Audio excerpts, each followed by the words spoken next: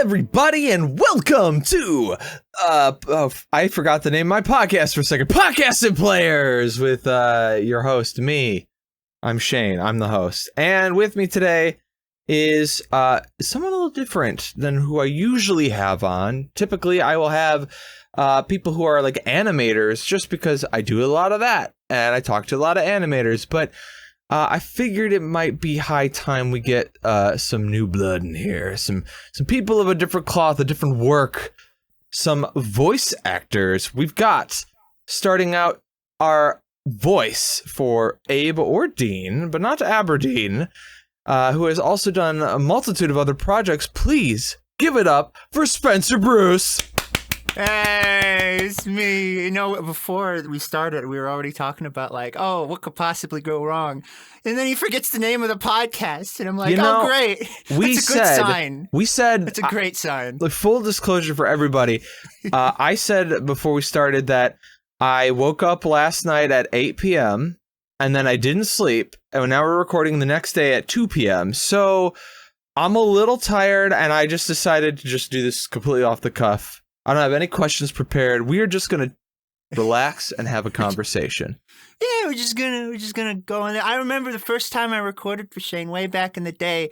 The recording took like 5 minutes, but then like the session took like an hour because we were just talking about stuff. So this could go well. This could go very horribly wrong. Somebody's house could explode at the end of this somehow. I don't know how, but hey, that's what this is for. That's, you know, honestly, it's the risk you take running a podcast. One of the most dangerous occupations in the world. High mortality rate with this. Yeah, wasn't it like 80% mortality rate? 80%. Actually, it's 100% of podcasters die at some point after their podcast. Yeah. Wow, that's incredible. 100% of podcasters will die at some point afterwards. I think I heard a similar statistic with water too. Yeah, drinking water will, afterwards, you will die. Drink water, 100% of people who drink water die eventually. It's crazy. All right, enough of this bit. I'm tired of the bit. Let's talk about you a little bit for people who don't know.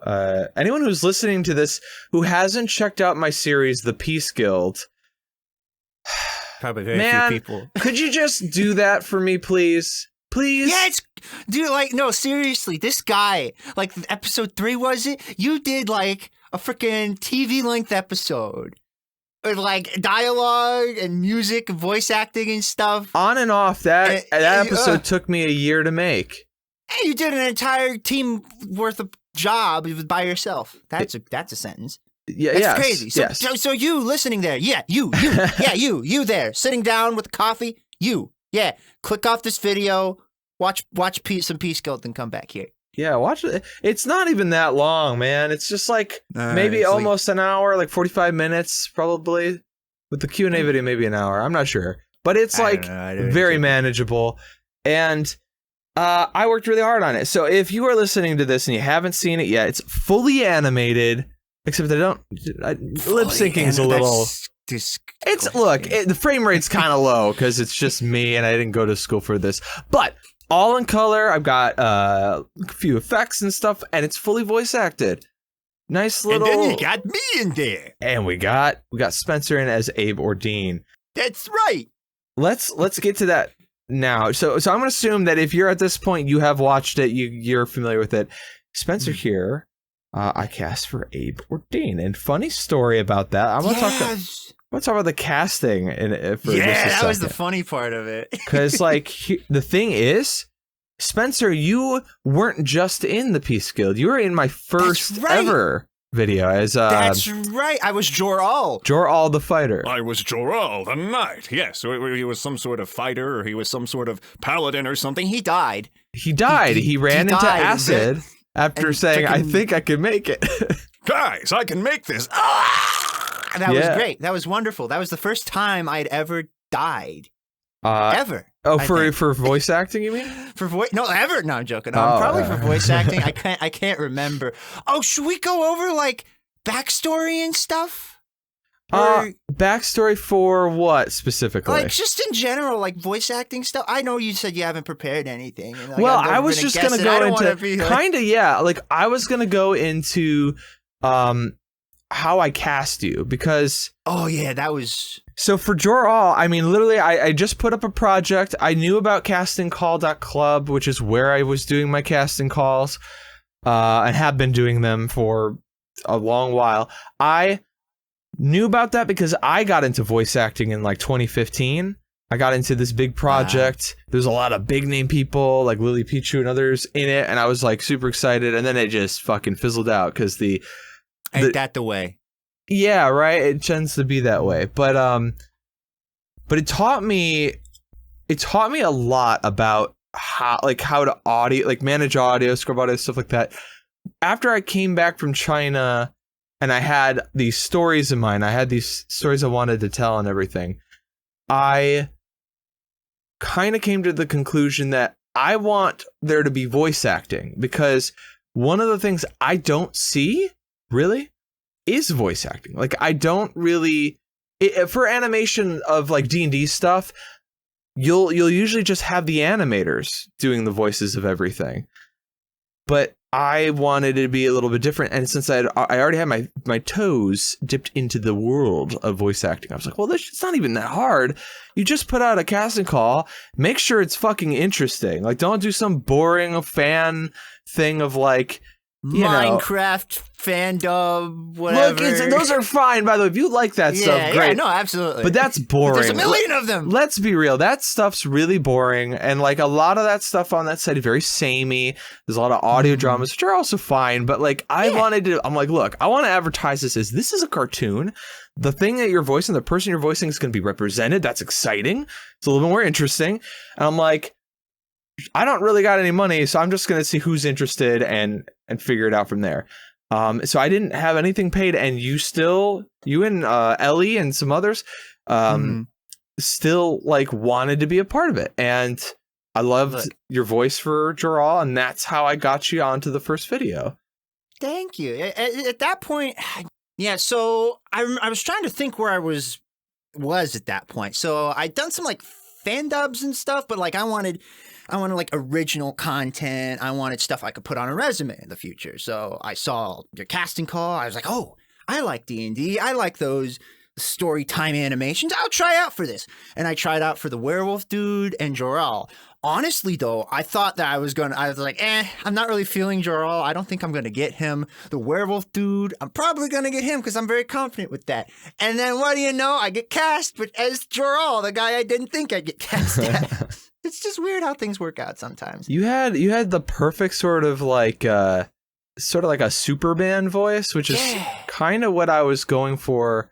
And with Zed, the actual player, like Lewis, who was the voice actor for Zed, he has actually like a similar voice to the guy I played with who played him. Oh. So like when I heard his voice, I was like, this fits so well, because he was actually, even though he was a werewolf and he like would lose control during a full moon and like kill people, he was actually pretty chill most of the time. He was kind of like a decent guy in the game. So I thought that was like, oh, that's cool. That's a good juxtaposition for the really sort of uptight like human fighter who, you know, a knight for justice, but also kind of an idiot. Like, not that you're an idiot, but you are very cartoony with your voices. Yeah, and I was like, getting into like that's very intentional too, because the thing going into Origins, because we were talking about Origins earlier, the thing that made me want to get into voice acting personally, the thing that made me be like, oh, that's something I want to do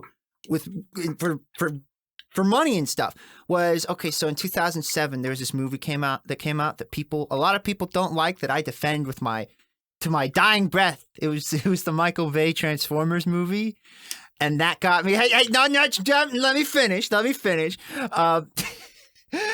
So I had like Transformers before then, like with like Beast Wars and Transformers Armada. I kind of got off at like Cybertron and Energon because the animation was kind of weird with like the 3D, but after watching that movie, I watched the original, like the G1 from like the 80s. And there was so many, all the voices were so weird and different and like animated. And I thought that there was a different person voicing each robot. And then I looked up on IMDb, And then I discovered, Frank Welker voices like 8 characters. Peter Cullen voices like 7 characters. Like, what? That's crazy. That's what I want to do. And so I have this theory, kind of going into that like the thing that shapes a voice actor's style, like their way of performing a line, is the thing that inspired them in the first place. So there's a lot of people in the voice acting community, I would say a majority of them, got inspired because of an anime they watched. And it really shows in their performance.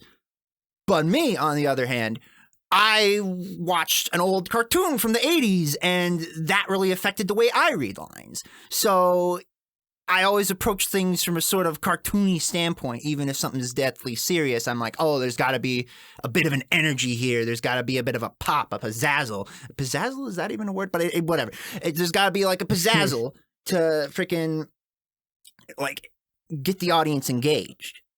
Yeah, I actually, so I wanted to mention, because like I made a little Discord and it was just like you three for a hot minute.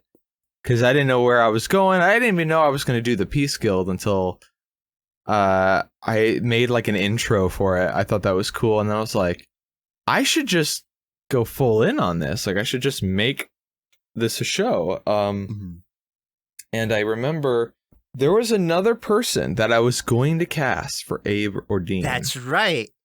You were. I was. Yeah. That's the big thing, folks. I originally wasn't cast. I auditioned for Aberdeen, but I didn't get the part. He had to drop out because of like he was busy or something. I guess he basically, I was like, if you're still interested, love to cast you for the part. And he's like, upon further review, I cannot do this. I can't commit to this. I was like, oh, all right, well. Hey, Spencer. Bummer, because but then the thing is though, I liked your audition, but you went over the top. I went 11 because you say he's dumb. Although, okay, so I'm sort of glad I went over the top, because a lot of the little nuances in his voice came from that. Because right now Abe sounds like this, but like when I first auditioned for him, it was like, okay, he's stupid. So I did something like this, and I was like, hi, I'm Aberdeen. And then I went way over the top, and you're like, okay, that's an 11. Take it to like a 6. And so that's where that's where sort of the head voice came from. That's where the lisp came from. I love the lisp. That really gives him sort of character. And then sort of the New York kind of accent that he has. So like everything. Yeah, he does have like a New Yorker accent, doesn't he? I was wondering, I was trying to place that. I'm like, he has such a unique sort of voice. And now that you said it, I'm like, oh my God, Abe's from New York. Yeah, that's right. I come from the Bronx. What are you going to do about it? Hey, I'm walking here. Oh, wow. No wonder he's weird. Now, if I'm going to have a pizza, it's only going to be one slice. Okay. Yeah, because so with Abe, his antics, his actions really shined through. They spoke through everything, where it was like the player doesn't sound anything like you sound. And so I remember when I cast you and I showed your lines after you'd done your first takes to I did the whole episode 1's file, the script, and I showed it to some of the players, and they were like, that's Abe? I'm like, yeah, that's Abe. They're like, it works. Yeah, it works. They're like kind of, it had to sort of, they had to sit with it for a second. But now I can't imagine it any other way. Yeah, in my brain, all of those moments, I hear your voice instead of the player's voice, But it's weird because I go back to episode 1. He sounds so different in episode 1. His voice is a lot deeper, and we were experimenting with maybe he mispronounces a few words here and there, but and then we dropped immediately in the next episode. But, well, there's it sounds like we dropped it immediately, but these episodes are one after another. We could easily bring back anything from episode 1, and it would still feel consistent because it's not that much time in the show. True. That's true. Maybe in episode 5 or 6. Actually, no, because we just recorded episode 5. Yeah. As the time yeah, you're we listening to did. this, the time you're listening to this, folks, Which episode is 5 is like it's recorded. Yeah. it's sad though because people will get excited like, oh my god, they just recorded episode 5. The problem is, folks, He's only I'm not halfway even done with episode 4. 4. Like the animation, I at the time of this, I've recorded this during a period of burnout. Like I announced it on my channel and on Twitter that I'm a little burned out. I'm a little disheartened with like this scene I've been working on. It's just working in Blender is very tedious. It's extremely tedious. I also don't know all the tricks for this program, so like I'm not used to this UI, and doing something very simple or that would have been very simple in Animate now takes 3 times, 4 times as much time sometimes, depending on what it is. And I don't know. I'm not trying to like make excuses, but like when you do that again day in day I was gonna say day in day out, and day after day after day, but then that like morphed into just day and day and day and day and day. And when you're doing that day after day and the progress you make each day is super small and incremental, I needed a break. I need like right now I'm just working on some other like smaller quick little animations that don't require nearly as much attention to detail or time. Fan animations for like Dimension 20's Fantasy High and just, you know, those types of series. Which, by the way, do you watch those, Spencer? No, I've only really listened to NADPOD, and that's because my brother like kept bugging me to listen to it, and it's really good. Although the freaking Feywilds arc goes on for a bit too long, but other than that, it's good. I haven't listened to. And I'm a fake nerd, I guess, because I haven't listened to D&D podcasts, even though I did play D&D. Oh, that doesn't make you a fake nerd. I would say, though, I think you have a lot of Brennan Lee Mulligan energy when it comes to how cartoony and crazy his voices get. I just released a little advertisement. I just released on my Twitter and on my channel like a little 2-minute animation for Fantasy Highs, like season 2, and like the energy of that is very much Spencer energy. Like when I think about like that scene, I'm like, yeah, if you were DM, you'd probably do it the exact same way. Oh, I've had thoughts of like, oh, if I was a DM, but I mean, now that I'm moving, because like I want to run a small game like with like 3 friends. Like it's a Digimon game, because I found this amazing freaking write-up of like it's a D6 based system, and like you've got a bunch of cool stuff like sanity drain and freaking it's very role play heavy, which I love. I think we'll get into like DM Dungeons and Dragons sort of role playing stuff like later on in this podcast. And so I'm like, oh, this would be great, but I have to learn everything, and I got to learn how to DM because I've only ever played, never DM'd before. And from what I've heard, it's very much chaotic. It is. It's a lot of improv too, and knowing your players and what they want, and there's a lot to balance there. Yeah. But I want to bring us back to your voice acting. Not just this project, because I've given the update. That's out of the way. That's where we're at right now. Mm-hmm. But what other projects have you worked on besides the stuff that I've cast you for? Well, I'm not as accomplished to say like other people, like even Ellie or Brooke. Like I'm not as big as them. But there's a game that I'm in as a minor role called Wicked Willow. It's a visual novel. I play a teacher who you never see, doesn't even get named. I've done a few bit roles here and there. I was the voice of Terry for Gabaleth, like way back when he got it was into Smash, like got into Smash, I mean.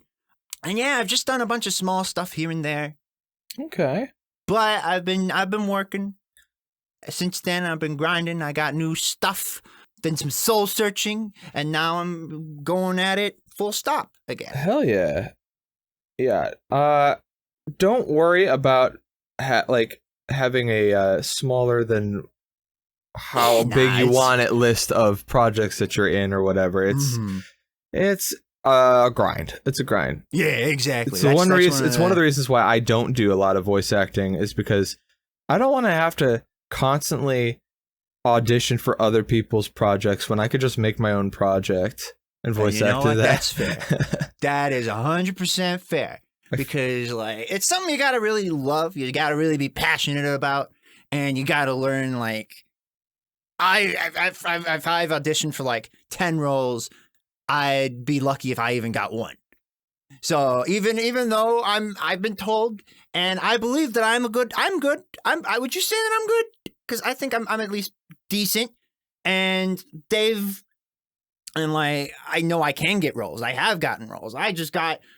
Freaking, I'm gonna get. I'm actually as soon as we're done with this podcast, in a few hours I'm gonna record for another thing. That I'm in. Yeah, I mean, obviously you're good. Like exactly, you but do even like great. the best. Yeah, but even like the best people, they get told no a lot.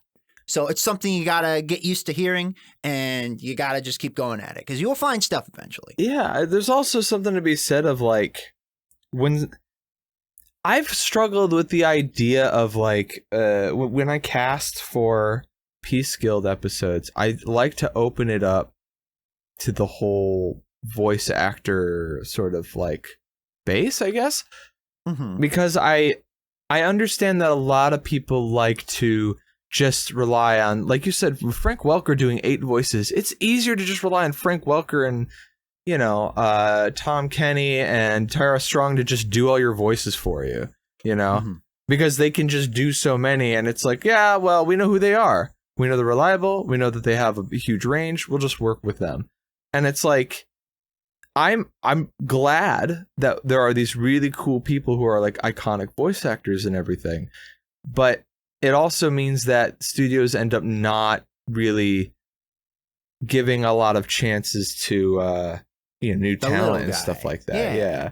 And that is really the struggle, I think, with acting in general, because it literally is a popularity based industry. Like not everyone can be Tom Cruise, because if every actor was Tom Cruise, you would be aware of like 1 million people and their individual names and like their faces, like we are with Tom Cruise. When I say Tom Cruise, you know that name, you know that face.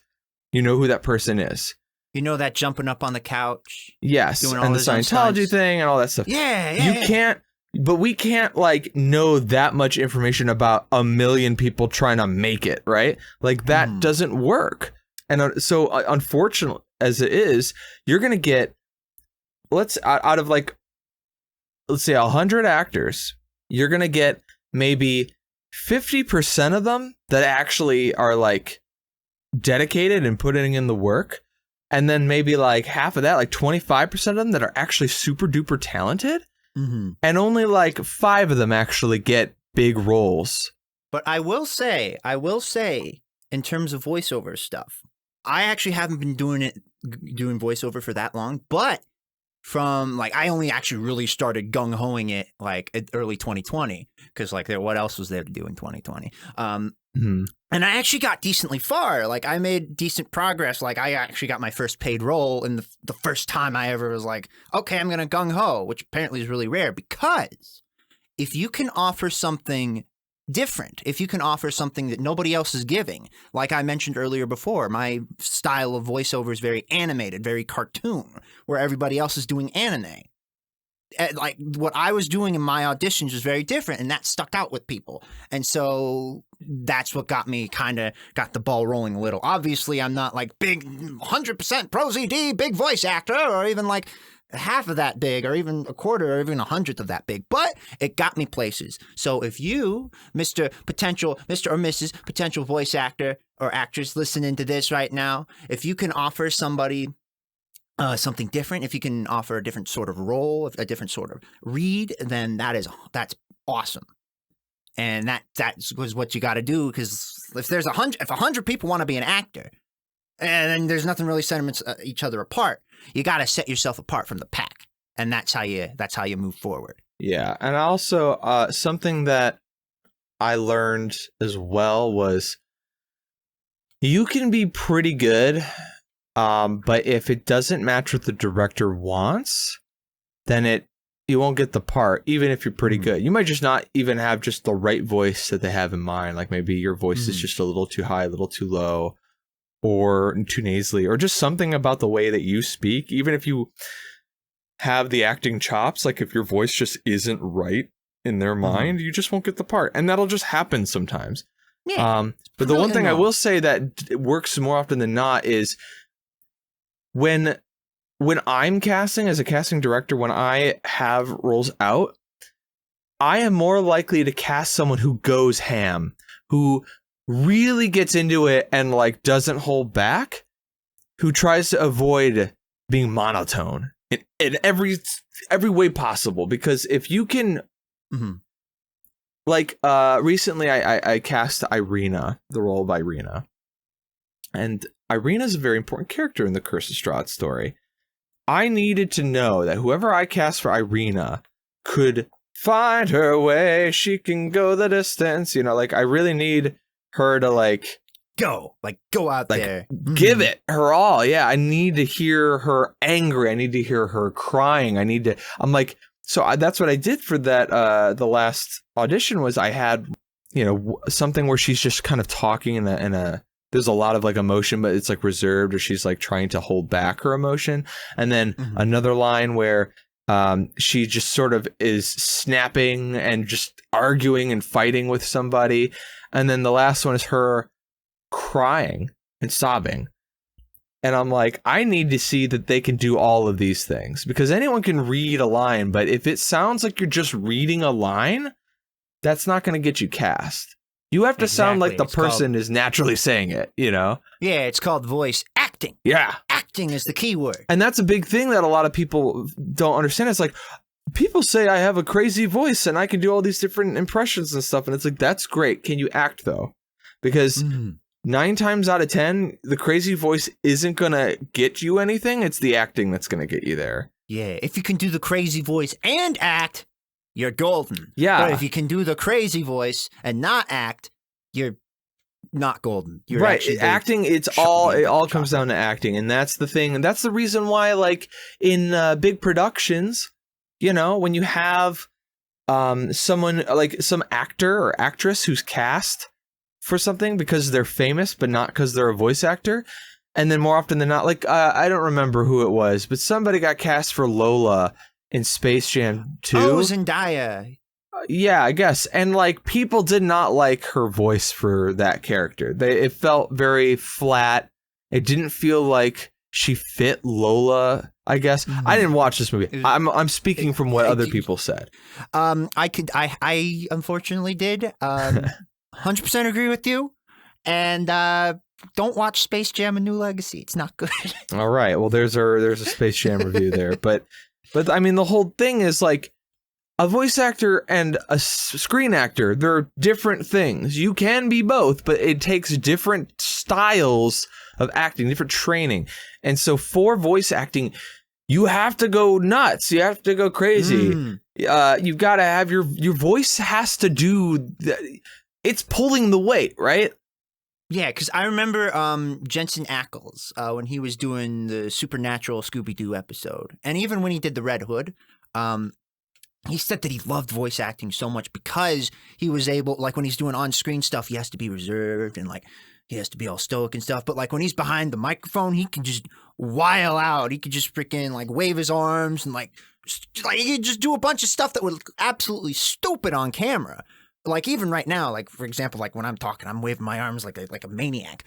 But you can wave your arms like a maniac. The point that Jensen was trying to make, you can wave your arms like a maniac, and it makes everything sound good, and that's all that people are hearing. Yep. And it's fantastic. It's weird. Like, if you wave your arms around in front of a camera, they're gonna be like, "This guy's crazy." Right. You can actually. The thing is, it's a measure of how comfortable you are when you're recording, because if you are actually moving your hands and you're getting involved and people can hear your body movement without there needing to be any body movement. You know what I mean?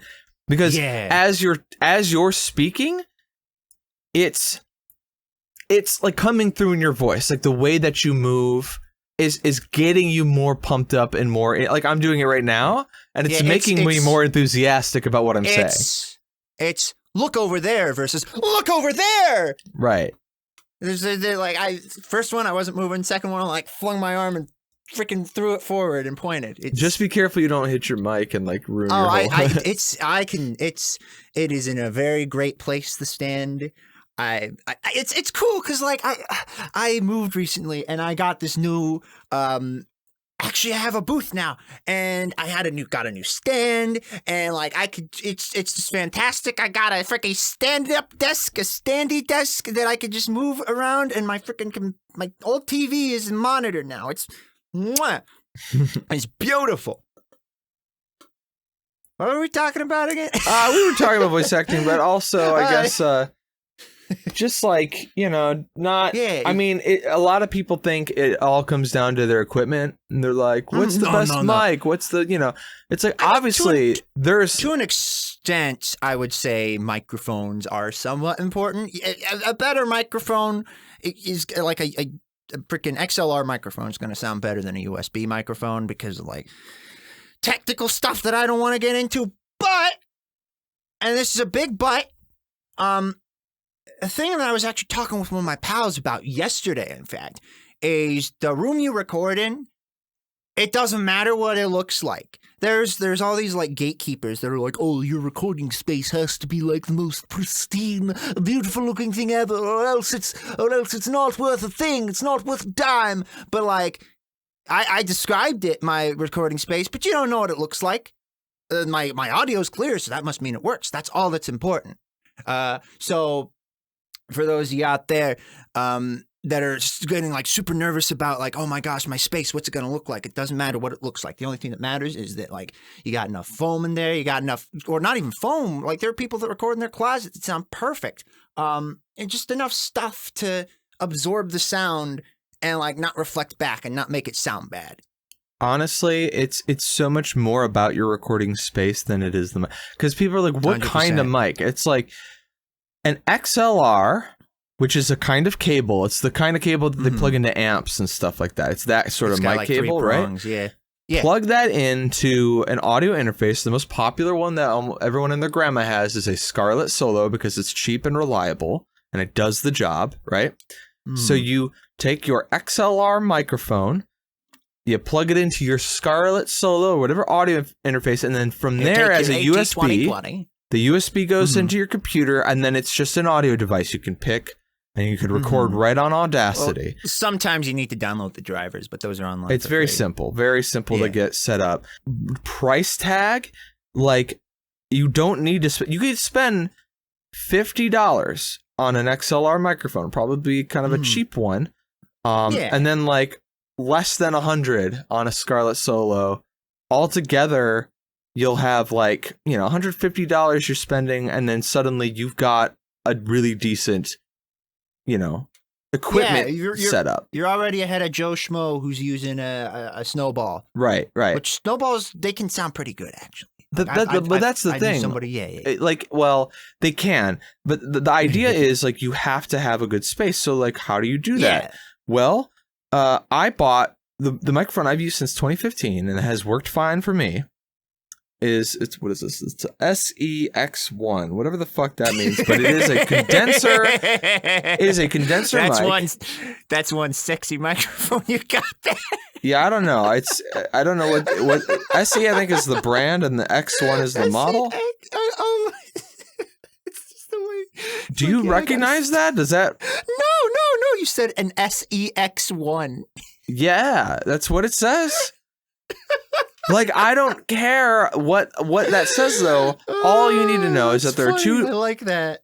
Hey, it's Shane from the future editing this at 5 a.m. on a fucking Friday, and I didn't get it. I didn't get why Spencer was laughing, and I feel really stupid because it's very obvious why he was laughing in retrospect. So please don't make fun of me. It's not my fault. I was very tired, okay? I get it now. It's very funny, and I am ashamed. Anyway, back to the podcast. Well, anyway, so here's the thing. This thing came with its own sound canceling foam, like a little back, which I'm using right now.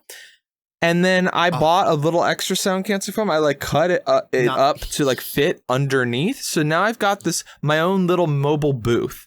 And then oh, sorry, what? I'm gonna, sorry to interrupt you, but I have the ultimate hack that like everybody's like, what? When I tell them, but it works.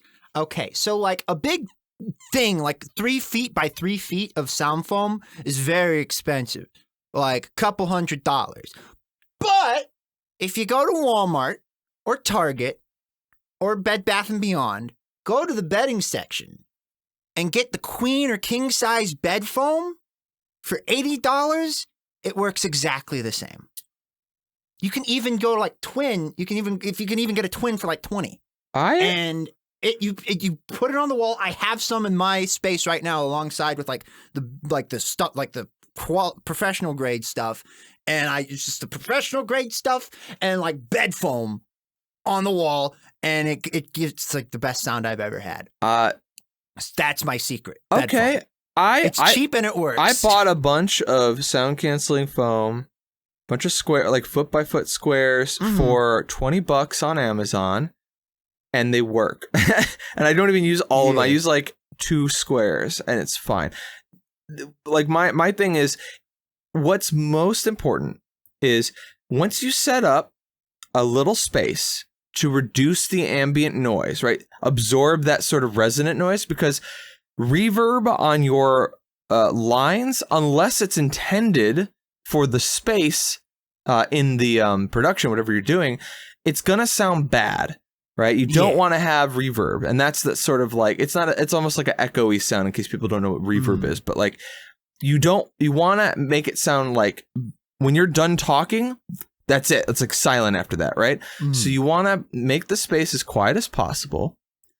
The next thing you want to do is you want to make sure that when you've got your mic and everything hooked up, you check your levels. Try like having your face about half a foot to a foot away from the mic, depending. Yeah, the best way to check to see distance is if you take your fist and you put out your thumb, you put out your pinky, and you put that in between your mouth and the mic. That's about the amount of space you'd want. I was literally just doing that. I was going to say the same thing. It's the gold standard. Like, it is the gold standard. That's what everybody suggests. And like, there's some other like methods. Like I've seen the double fist method. But like, why use 2 hands or use 1? Yeah, right. It's so much easier. And then like, even then, some microphones are different. You can come closer. You can come farther. It all depends on your own equipment, and you know your equipment best. You know what works. You know what doesn't. But there's also these other like soundproofing equipment that like, oh, like there's bass boosters or bass getting rid of others. I don't remember what they're called. You put them on the corners. Just ignore those for now. I don't even have them, but like I still like they still work. Like my space still works. Just focus on just focus on the room. Just focus on getting rid of that extra ambient noise. And that's all you really need. Filters also, like filters like on Audacity, or I use Audition. Like the puh and like plosives, there's a certain frequency you can use to get rid of those. Yeah, this is a little we're getting into the advanced stuff, but basically the other thing for new voice actors, something you need to figure out if you want to get parts, right? Right now I'm trying to give the pro tips as both a former, oh not former, a sort of hobbyist voice actor and also a casting director, and what I go for. Once you've got your recording set up, where it's like not very reverby, so you're gonna have a nice clean sound, you want to check your gain, and that's gonna be how sensitive the microphone is at picking up sounds. Because if you're peaking, and peaking is when the audio form reaches like the maximum and it's just like flat, right? That means that the microphone is receiving so much sound it can't differentiate the high from the low, and it sounds really bad. It's like what a lot of meme people do when they when they like have something where it's supposed to be super loud, like the Thomas the Tank Engine song, when they overblow it, it's like overblown. Yeah. That's peaking intentionally for comedic effect. But when you're voice acting, you don't want that. It's better to be, you want all of what you say to be caught on the mic, but you don't want everything that you say to peak, because I can amplify quiet lines. I can't unpeak a peaked line. Peaked lines are like, how do I describe it? It's basically, they're unsalvageable. Like a very quiet line, you can make it unquiet. It might not sound good, but at least you can hear it. But like a peaked line, there's no saving that thing. You have to do a retake or just a redo. Also, on the subject of retakes and redo, direction. Even if you're starting out, you might think you're hot shit. You might think you're the next, like, freaking, I don't know, you might think you're the next Matt Mercer or something. You're not. You might be in the future. You might be. But right now, starting out, you're not. I thought I was pretty decent when I was starting out, and I've recently gone back and listened to my old stuff, and it was rough, to say the least. So practice makes perfect. I would say just audition for whatever, go for whatever parts you want to, like practice, just do stuff to get better, learn the same with any skill. I mean, anything that you do. Exactly. And you will plateau, and you will think that at first you're going to think, oh, I know everything there is to know. And then you're going to meet somebody that's like, oh, actually, no, look, there's other things you can do. And you're going to be like, oh, now there's another plateau up there that I have to reach. Right. And you're going to feel kind of foolish for thinking that you knew everything and that you were as good as you're ever going to get. And you're going to keep trying, and you're going to like not make as much progress as you want for a while. But if you keep at it, you will eventually break through. You will see gains, just like Spencer's talking about listening to his early stuff. He has improved since then. I have improved since, my first shit. I listened to my auditions for 2015. I'm like, I don't know how I got cast. Mm-hmm. Oh my gosh. Bad. The first thing I ever got cast for, it was like in casting call club fashion. Love the site. We just, sometimes people on there don't do anything. Nothing ever came of it. Was this one like Transformers audition, and it was so bad. The acting was bad. Every line was peaked, and it's just I'm glad nothing came of it, because that was awful. And I'm like, how did I get cast for this? Why? This is unacceptable. And it just shows that even in the beginning, when you think you're pretty good, you still got ways to go. And it's just a thing. You got to learn, and that's fine. You're not hot shit. You might be one day, but even if you are, don't act like you're hot shit. Oh, am I allowed to curse? Yeah, I've cursed already. You're fine. Yes. Look, so, I mean, I know a lot of people listening are not planning on doing voice acting. They're like, all right, well, thanks for the crash course on this thing I'm not going to do. Look, I got a voice actor on. We're going to talk about it a little bit, so you're going to have to just bear with us. I mean, if we want to talk D&D, we can do that. I got a couple of fun stories. Some involving me, some we can get to me. that. But before we do, I just want to say, like, even if we didn't, like, aren't you all tired of D&D by night? I'm kidding. It's really one of those things where I don't get tired of it, because every experience is different. Exactly. You asked me earlier what my favorite class is. I don't really have one, because every time I play a new character, I don't like playing the same class twice in a row. If you had to ask me what I had the most fun with, it was Pathfinder Swashbuckler. That was the most fun I've ever had. It was a halfling. It was mythic, so it was busted, and it was so much fun. And just be like, I attack you. Let me roll to see if you don't hit me, and I hit you instead. It was great. But I think one of the strengths about role playing is just playing all these things that you aren't. Like, oh, wow, I want to be a samurai, or I want to be a ninja warrior in Kermit the Frog. Oh, I don't know where that came from.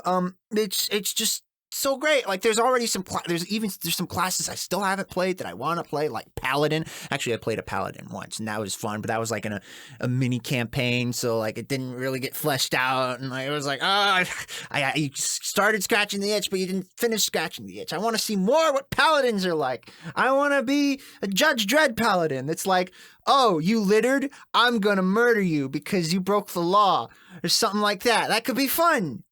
Not not in real life, but like role-playing. I was gonna say, oh, you want to be a lawful stupid paladin? Lawful stupid. Oh my gosh, let me tell you the legend of CG. Okay, so in my old role-playing group, I had to move, so I had to leave the group because they're down in Florida. I'm up in Georgia now. Love them all, but there's a few people in there whose names start with G. One of which is my brother, one of which is another friend, and one of which was another friend. But they always played chaotic good characters. And they would always do the most stupid shit and the worst possible, make the worst possible decisions in the worst possible moments. All right, let me tell you a story. Okay, let me tell you one story about my brother, the first CG story. Okay, so it's a Pathfinder game. We just killed a king, and we're running, and we're hiding in a town in the middle of a forest, right? Mm-hmm. And it's like the way that the DM described it, it was like a giant fence, a giant wall made out of basically tree stumps and like with spikes at the top, like they were cut into spikes, and like it was deep in the forest. And one of our so we get there, and then one of our team members has a dream because he's a hunter. He's a hunter from his god, and they tell him, "Oh, in the forest there is a great beast that you must hunt for us." And then he's like, "Okay, all right, I'll do it." And so we wake up, and then he tells us, like, "Okay, guys, and there's this great beast in the forest that I need to hunt for the gods, and I want you guys to help me." And we're like, okay, because out of game, we're like, all right, DM's giving us a quest line, let's follow it. In character, we're like, oh, we could get this great beast to use its part and sell its parts for more money because that's all we care about is money. My brother, at this point, is playing a what are they called? A vigilante, and he wants to make a base. And where do you think he makes the base? Where do you think he would make a base?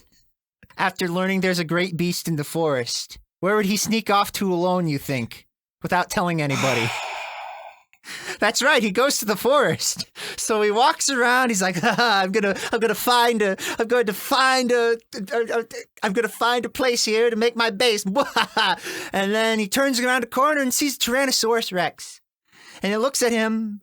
He looks at it, and it starts chasing him, and he starts running. And he tries losing it, but he can't. And then earlier in the game, he made a joke to like a really bad joke, like a really like not like a bad as an inappropriate, but I mean like bad as an painfully unfunny joke. Yeah. To somebody, and he put a geese on him that says, "Every time you say a joke and nobody laughs, you poop yourself."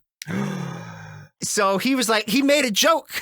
He made a joke so nobody would laugh. So he pooped himself, and the T-Rex just tried to lose the T-Rex, but it didn't work because the T-Rex smelled him even more. And so he jumps in this hole. He jumps in the first hole he sees.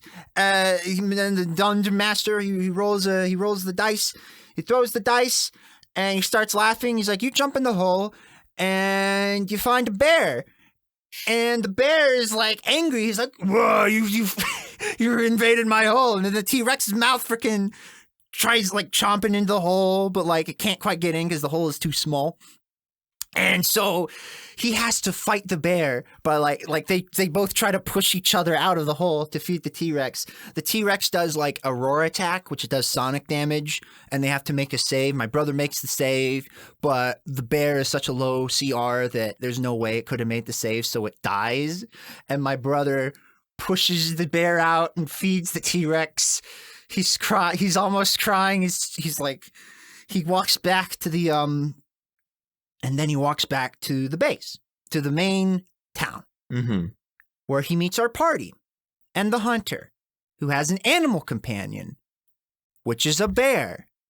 He sees the bear, the DM tasks him to make a will save so he doesn't break down crying.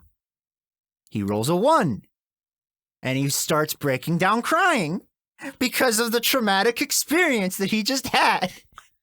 This is such a Pathfinder thing. Like, It everything is. you said, I was like, this reminds me of 2013 and just playing where the DM can tell you to make a will save and then say, you break down crying. And you just kind of do.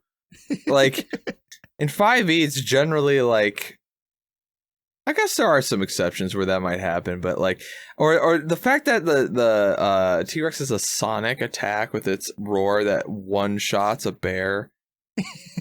I mean, to be fair, they were in a cave. It's like we were talking about reverberating echoes. Yeah. The I mean, it would probably blow out your eardrums, Oh, probably. but like, Almost I don't know if definitely. it would necessarily But we're at a high kill enough you. level that it wouldn't. Yeah, it's just it's very funny that like this what you just described is like a more like a cooler version of a story that happened to me also in Pathfinder. I had a character named Limduel. He was a necromancer. He was the character I played right after Melkishar died. So like I made this necromancer because I realized I could raise the dead in this game. Hell yeah, I want to do that. I've always had a thing for necromancers in like media and games and stuff. So I was like, oh, this is great. Yeah, no, necromancers are ripped They're because they fucking great. deadlift. Because they raise the dead. That's right. I said they deadlift. They deadlift. Yeah. They deadlift, so they're jacked. Oh, yeah. Anyway, long story short, this is not super exciting. Basically, my character pissed off a badger, and then the badger called a bunch of other badgers, and in Pathfinder, they're like ripped. Like in 5e, a badger is nothing. You could sneeze and kill it. In Pathfinder, they have barbarian rage that they go into, and they hit hard. They hit for a lot of damage, and I was like a level 3, level 4 cleric at the time. I had to climb a tree. I was at 2 hit points. I had to climb a tree and then use like the cleric channel harm to just constantly channel these like 30-foot emanations of negative energy to just absolutely destroy these badgers as they were clawing up the tree to finish me off. Like, because of their state of rage, they wouldn't run away like a normal animal would. I had to use up all of my harms to like all of my channel energies to kill like the rest of these badgers and like inflict them with such necrosis that they just like were like cancerous growths, like they couldn't like survive or whatever. Like it was fucking disgusting and terrifying, and I like struggled back to the camp. I guess I was hunting. I think I was gonna set like traps. I think so. Like what I did was I set a trap. And it caught a badger, and that's what started all of this. Was the badger didn't die? It pissed him off. He just got more mad, and then called his buddies, and I almost died. Yeah, that doesn't like that's such a Pathfinder thing. Like that doesn't happen in 5e, at least not in my experience. When you just go hunting, it's like, oh yeah, you either you hunt the small game or the deer, or you don't. You collect food. All right, moving on. And this, I was guess like it depends on the DM. Maybe it depends on the DM, and it could depend on the style. I just when I hear like stories about Pathfinder, though, it's always the same sort of over the top stuff. But that's what's great about it, don't you think? I like it. I just think it's such a different experience than what I'm used to now. Where it's like now. It's way more like you were talking about, like the D6 system with the Digimon thing. Like that's a very systems that don't like have a lot of rules where they use the D6 system. A lot of the time, it's more about the narrative and the storytelling, which is great. That could be silly or serious or whatever you want it to be, but it's very much more like kind of loose. And I was talking about this the last episode with Z. Like those are loose rule sets, but one of the reasons that I like Dungeons & Dragons, and by extension Pathfinders, I like having more rules, more options. Yeah. You know, that stuff is really cool. And then Pathfinder is just even more rules. Yeah, here's the way I put it. If you want to get into role-playing, 5e's good. It's super simple. Like, you could learn it in like a day. But like you're kind of set if you're like, okay, I want to be a fighter. You're kind of set on a path. But if you do Pathfinder, you're like, I want to be a fighter. You can customize it however you want. My brother has an idea for like a sling fighter. Like it's just a fighter that just like has a thing of leather and rocks, and like it just does stupid damage. And you can do that in Pathfinder, but you can't really do it in 5e. But like 5e it's a lot easier to learn. So you could use 5e as a stepping stool into Pathfinder if you want to get into Pathfinder. You can customize your characters with feats. It's just the feats are very hard to come by. You get them every 4 levels, and most campaigns fizzle out by level 8, which means if you're lucky, you'll get 2 feats, and that's all. And if you have multi-class, you might get 1 feat, and that's all. And so it's hard to customize in 5e because most DMs don't want to do high-level play, so you're not going to get a lot of feats, and also the game's kind of stingy when it comes to that. Pathfinder, every level you're getting some kind of feat. And the feats do a little less. They're not as powerful, but like feats can then lead to other feats that lead to other feats, and like you can, and they can play in conjunction with each other. Right, they're like incremental, and they can do all sorts of like little things a bit at a time. Essentially, you piece by piece, you're like a building block. You know, sort of every level is like something new and very customizable, which is one of the reasons why I find Pathfinder appealing. When I say that it's more rules, it's kind of a cool thing because it's like, well, yeah, you can do whatever you want, kind of.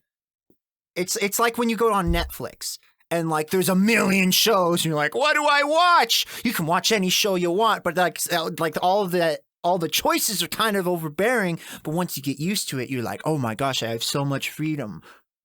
I mean, that's the best way I can describe it. Yeah, and like you can come up with complexity in 5e. I do that all the time with my multi-classing that I always talk about. Like, oh man, last night, I spent 4 hours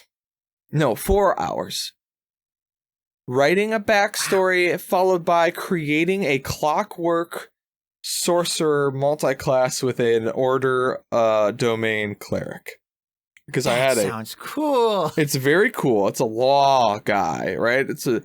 But like it's also a little bit of a mad build, multiple ability score dependent, because it's wisdom charisma. I need both of those. And in Pathfinder, especially Pathfinder 2e, every 5 levels you get a boost to 4 of your ability scores.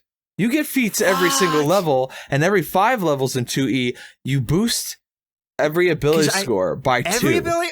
Oh, not every. I'm sorry, not every. I'm not every. 4 of them by 2. Okay, because even in 1E for Pathfinder, it's like, okay, you can do 1 ability score by 1, but right. 2 by that's freaking awesome. It's nice because you don't have to feel inadequate.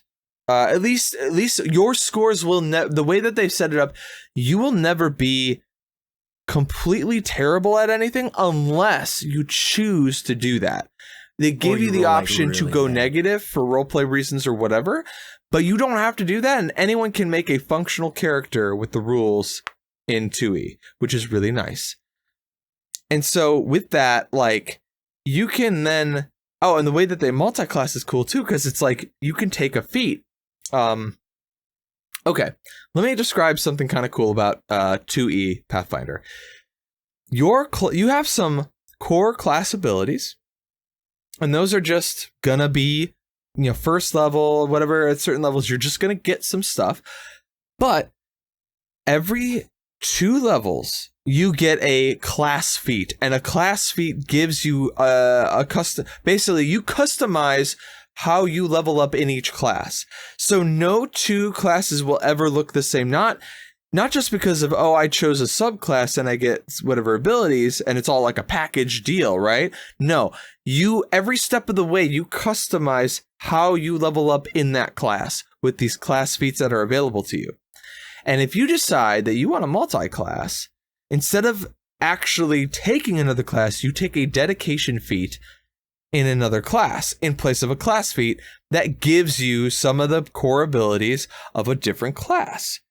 So you substitute feats out, and then you can then take, like, you could pick and choose, right, the things that you want from a different class and your core class to then make broken ass builds.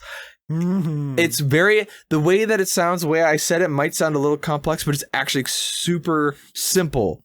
And it means that you can't do, I'm going to do one level of this, one level of this, one level of this one. No, because you got to do, you have to go at least 2 levels in a specific class. Then you can get a dedication in another class. And then you have to get 2 more feats for that second class before you can then multi-class into a third class. If that makes sense. Golly. Yeah. See, multi-classing was one that I always wanted to do, but like, I was like, oh, I'll do one later. I want to play like a bit more like the regular classes that I haven't done before.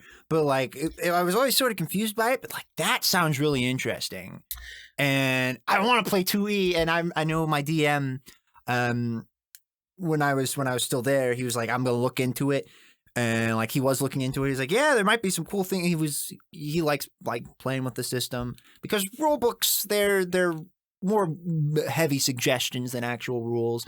But like a bunch of the stuff that you mentioned and a bunch of the stuff that I've looked into in 2E, it looks like a very fun sort of thing that I want to try, and I just can't, because I am in one online game that my brother's running, but it's regular Pathfinder, and 2E sounds like a lot of fun, because I enjoy 1E, but 2E sounds like it's like ironing out and refining a bunch of things. There's a lot of ways they ironed it out. Their action system for combat's really great.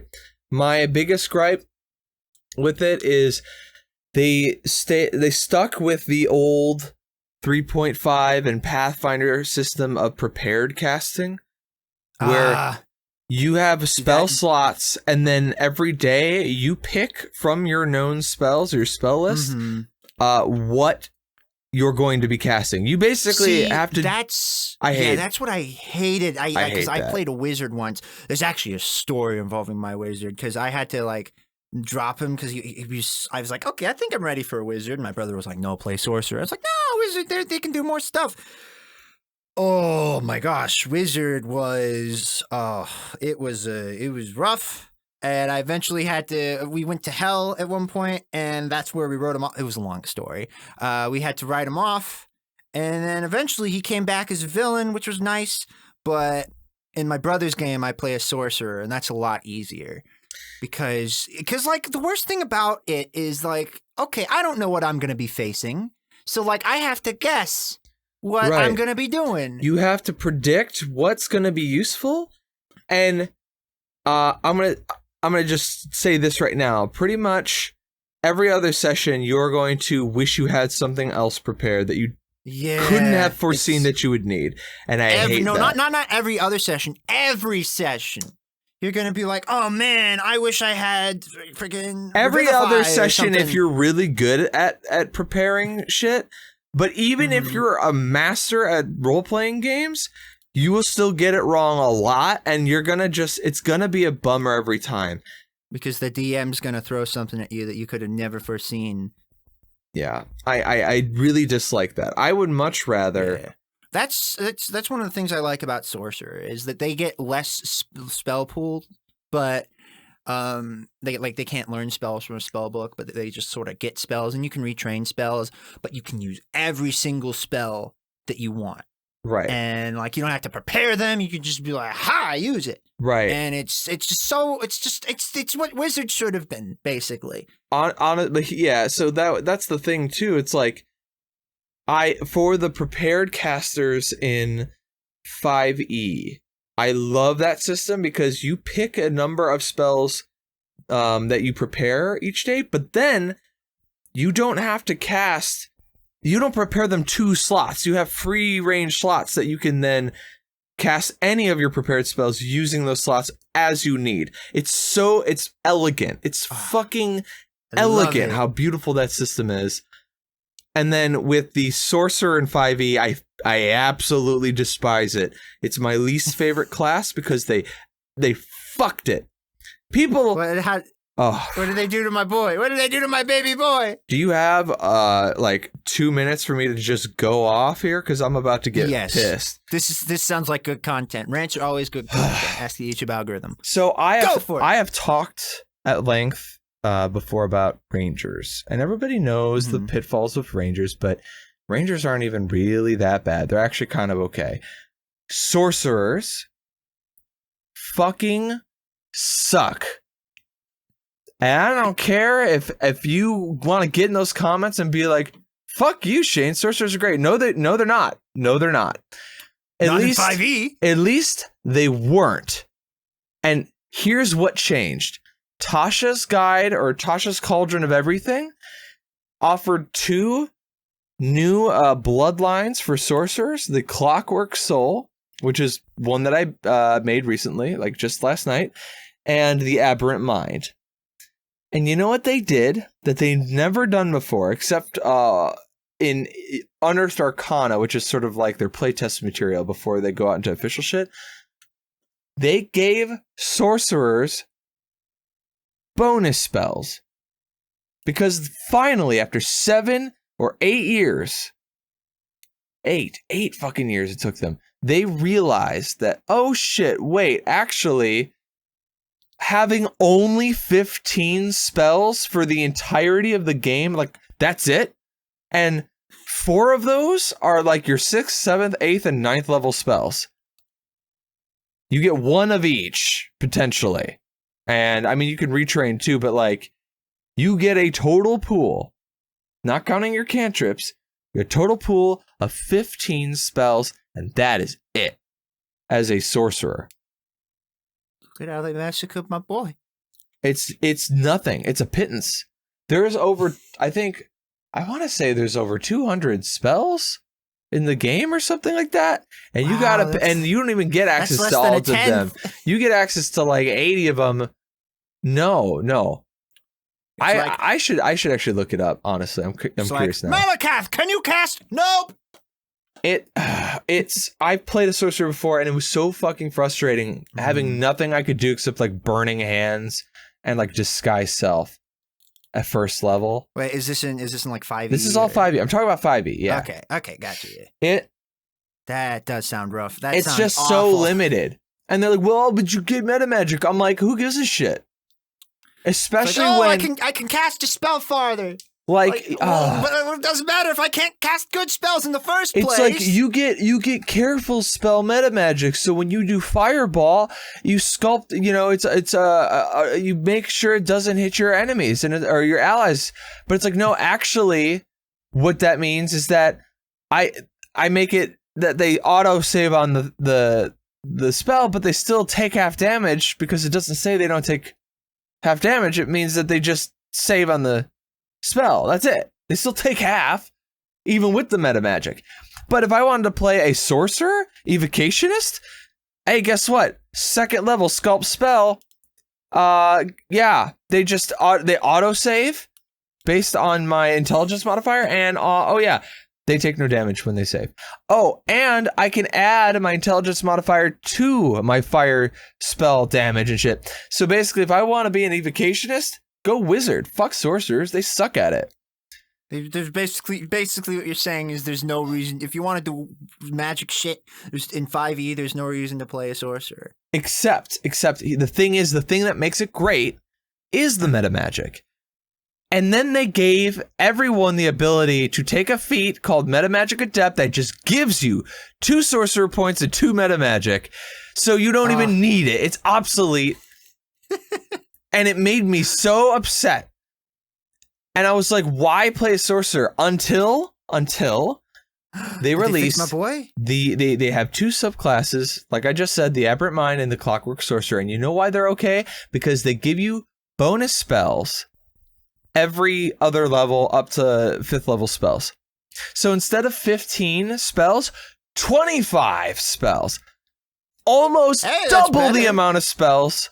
And generally great spells. And here's the crazy thing, and I read this and it blew my fucking mind.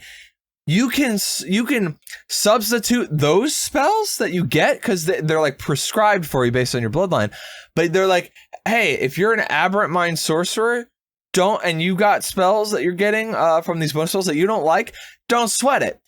You can swap them out on a level up, one at a time, with another spell from the Sorcerer, Warlock, or Wizard spell list, as long as it's in I think it's the Enchantment or the Divination schools. And then for the Clockwork Sorcerer, it's the Abjuration and Transmutation schools, which are amazing schools to get spells from. And it's from the Sorcerer, Warlock, or Wizard lists. It's crazy. So I know I'm sounding like a raving madman right now. And I understand that, like, if you're just a little bit. Yeah, but it's like they realize how shit the original sorcerer was 8 years too late, and we're like, maybe we should have given them bonus spells. Yeah, you think? So well, hey, at least they fixed it 8 years later. But now there's only 2. Unless you're gonna do like a 1 level dip or something. Mm-hmm. You know, just to grab like a first level power, because like you get the bloodline at first level, so you can, like, for example, a draconic sorcerer can have a sort of permanent mage armor because your AC becomes 13 plus your dex because you have like hard scales or whatever.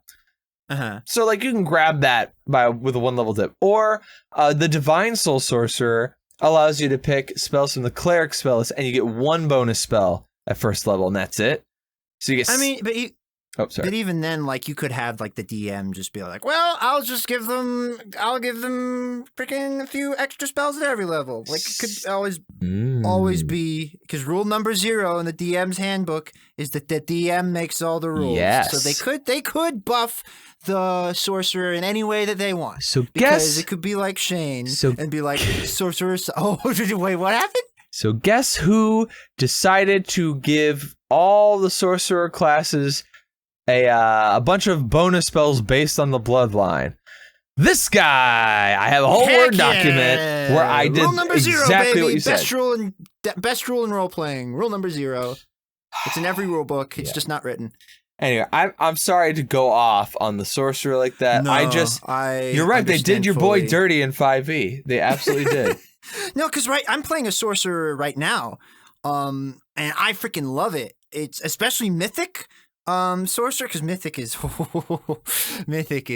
whole lot of silly. I can basically I don't remember what ability it is, but off the top of my head, but it basically allows me to cast any spell that I want if I have access to it. Like if it's like a level 3 spell, if I can cast level 3 spells, I can cast Fireball even if I don't have it, which why wouldn't you have it? And it basically got rid of all the sorcerer's pitfalls, and it's a lot of fun. And he's a little frog man named Salazar, and he's a lot of fun to play. And it's oh my gosh. Okay, speaking of Salazar and fun stories. Okay, so we were in this is about like the most personal it has ever gotten with like an enemy, right? So we were getting in, we were in like some alternate dimension, like where all the strange things, like the crossroads of all dimensions, where basically if you take every dimension, imagine it as a plate and like kind of tilt it, and the stuff that falls out from every dimension and falls off lands into here. So it's just a bunch of different stuff. And we were fighting a Cyclops, and the Cyclops had this goat. And this goat, like all the rest of the team went up and fought the Cyclops, but this freaking goat had it out for me, and it kept knocking me down, and I kept trying to use my spells, and I kept missing, and eventually it got to the point where I'm like, no, I'm not helping out the team. I'm not doing anything. I just want to kill this fucking goat, and I'm not going to leave until I do. And then one of my friends came to the thing, and I was like, don't you dare attack this goat. I'm taking this goat down. And he kept healing me. He's like, all right, I'm going to cast an attack at it. I'm like, don't do it. keep healing me. I'm gonna beat this goat. Eventually, I had to use the sap that I had. I had a sap, which is basically like a beating stick. Mhm. Wizards do absolute shit for physical damage, but it was the only choice that I had because I was out of spells. But eventually, I killed the goat. And the way I said, the way I did it, I was like, I hit the goat, and I was like, Grant's my brother, who was the DM, by the way. Mhm. One of the CGs. I was like, Grant, I get up, I get on top of the goat, and I just start punching it. I start punching the goat's dead body. He's like, okay, you do that. It was intense. I almost died like 3 times. I had to get revived like 3 times. I think that was the most invested I've ever been in a game ever, I think. Man, Or if would not, you say that you had a personal vendetta? No, I would more say I was angry at it. All right. Both of those were lame, folks. I Look, apologize. lame jokes are the best jokes. Oh my God, we've been talking for an hour 20 Oh wow, ish. A little less than Yeah. that. My goodness. Mhm. Well, this has been great. I think we'll end it here for now. Yeah. I mean, there could always be a part 2. Probably not, but hey, I'm always down to come on. I'm not going to Yeah, count. no, Yeah, like I mean, once I would like to do once all the episodes of Peace Guild are out, I would like to get the main cast together to just hang out on call and just shoot the shit. I mean, you gave me the idea of like a sort of behind the scenes commentary. Yeah. I think that'd be fun. People personally. who are listening, if you've stayed this long, why don't you let us know in the comments down below? Oh, can I? And don't forget to like, comment, and subscribe to the channel. And absolutely I gotta do that. smash that bell so that you like get button. notifications. And look, you know what? I'm gonna be straight with you. I don't have the bell on for like anybody except for I think Harry Partridge and like Oh, I love him. yeah, those types of like animators or content creators that every once in a blue moon they finish something really nice, like they're very infrequent. I'll hit the bell for them because I do want to know. I want to make sure I don't miss it. But if someone's a more frequent uploader like myself, like if I were subbed to me, I probably wouldn't hit the bell. Just personally but they speaking. gotta press the bell because the Peace Guild. I would say though, I am, and I have seen the first the first half of the new episode. The stuff you showed me when we. Oh yeah. The How- preview for episode 4. Yeah, that was like, was it like 5 minutes of like 15 or? 5 of 15, just about. Okay, And so I'm like still the first finishing. third. The first Very third's good. almost The done, hard yeah. part. Yeah. Here's what killed me. There's a montage in the beginning, and that was like tons of different backgrounds, tons of different drawings of tons of different characters, and now it's just this back and forth dialogue between like one of the party members and a new character, and it was just, I'm like, after doing that whole montage, I'm just like, it's tedium now to try to just do this other conversation. So it's like, I need to like charge my batteries and just sort of refresh my mind and then get back to the grind. And that's my plan. That's what I'm going to do. But And I know you've mentioned like getting some other help, but like you need to get more money so you can pay them, because this dude doesn't make much money, but he still pays. He treats his employees good. Or I don't know if employees is the right that's word, not but the he right treats- word. I'm off the books. There's no He treats taxes his- because it's such a small fee here. But Yeah, but he pays, and like he dude cares about what he's doing. well, yeah, I just believe people. It is work, right? Like I Yeah. want people to be compensated is all. Mhm. I would like to eventually get another artist or animator to help, but like they would have to. Oh my God, they'd have to know Blender, which is sort of a new thing. And a lot of people who are learning Blender are like, kind of like, go-getters who got their own shit going on and don't really necessarily have time to help me with my thing. So I would need money as an incentive to get someone to help me. That's the biggest issue with that. But we'll see what happens. Right now, I'm just gonna make some fan stuff that I've been meaning to make. That's quick. Takes like a week to make one of these little 2-minute, 3-minute fan animations, and it's just it's fun to kind of get them off my chest because I was having a lot of fun watching them. And after this, Spencer, I'll show you the video that I recently made and what I mean when I said that the DM has very you energy. Okay. But hey, this is the end of the show. Yeah. Why don't you tell the folks at home where they can find you? Okay, well, you can find me on Twitter at Spencer Brus, spelled Brus. It's a really weird spelling, but that's the way it is. I do have a YouTube channel, but I don't post anything on it. I wanted to change that. I mean, there's one video on there. It was kind of, I don't even say it there, but my friends convinced me to sing some Barbie song. I actually kind of like how it turned out, mostly.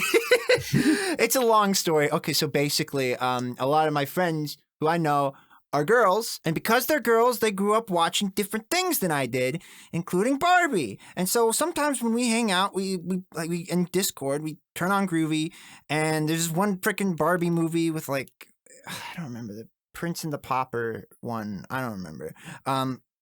But there's this one dude, the evil song, and I was like, oh, that sounds fun. They're like, oh, you should do it. And I was like, okay, I'll do it. And then they actually held me to it, and then I did it. And then you did it. Yeah. And then I did it, and there it is. And it's on your right YouTube there. channel. Yeah, my YouTube channel, which I never use, but I kind of want to use, but I don't know what content to put out there. But you've got a Twitter too. Is that also your name? I do. Yeah, that's also my name, Spencer Brus, on Twitter and on YouTube. But cast this man. If you've got a project, yes, please. I'm trying to pimp you out here. This is the whole point here is I want, now that everyone got to kind of know you and it's the Abe or Dean from the famous Peace Guild. Yes. From the world famous Peace Guild on the YouTubes. Oh, that's wonderful. I've got pretty much. Spencer Brus is a good bean, I say. He is, and I've got pretty much all the lines I kind of need from Abe or Dean for quite a while, so this guy needs work. Get him some work. Get him in on your projects. He's a reliable voice actor, obviously super fun to work with. Can't recommend him highly enough. Thank you. No problem. Stop it, Shane. Anyway, thanks for coming on the show. It's been great. Absolutely. Anytime.